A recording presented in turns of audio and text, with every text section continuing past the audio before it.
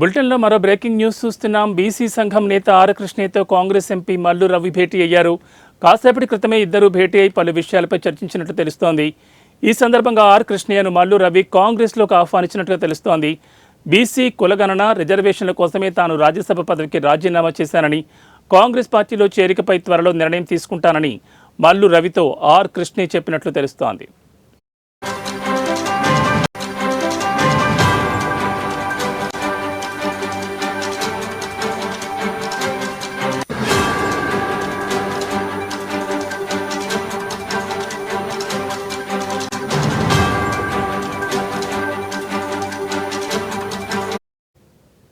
కాగా YCP party నుంచి రాజ్యసభకు ఎన్నికైన ఆర్ కృష్ణయ్య తన పదవికి రాజీనామా చేశారు. ఈ మేరకు తన రాజీనామా లేఖను రాజ్యసభ చైర్మన్ జగదీష్ ధన్ఖడ్కు అందజేశారు.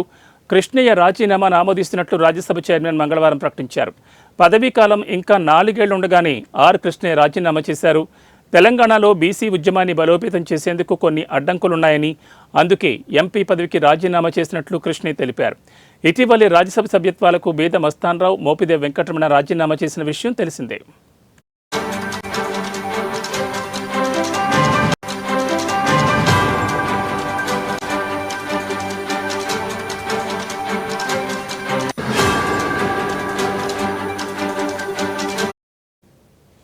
బీసీ సంఘం నేత ఆర్ కృష్ణయ్యతో కాంగ్రెస్ ఎంపీ మల్లు రవి భేటీ అయ్యారు. కాసేపటి క్రితమే ఇద్దరు భేటీ అయి పలు విషయాలపై చర్చించినట్లు సమాచారం.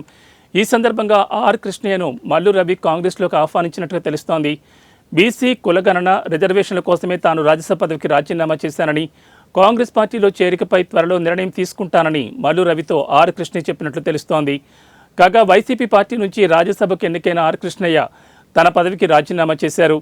ఈ మేరకు తన రాజీనామా లేఖను రాజ్యసభ చైర్మన్ జగదీప్ ధన్ఖడ్కు అందజేశారు. కృష్ణయ్య రాజీనామాను ఆమోదిస్తున్నట్లు రాజ్యసభ చైర్మన్ మంగళవారం ప్రకటించారు. పదవీ కాలం ఇంకా 4 ఏళ్లు ఉండగానే ఆర్ కృష్ణయ్య రాజీనామా చేశారు. తెలంగాణలో బీసీ ఉద్యమాన్ని బలోపేతం చేసేందుకు కొన్ని అడ్డంకులున్నాయని, అందుకే ఎంపీ పదవికి రాజీనామా చేసినట్లు ఆర్ కృష్ణయ్య తెలిపారు. ఇటీవలే రాజ్యసభ సభ్యత్వాలకు బేద మస్తాన్రావు, మోపిదేవి వెంకటరమణ రాజీనామా చేసిన విషయం తెలిసిందే.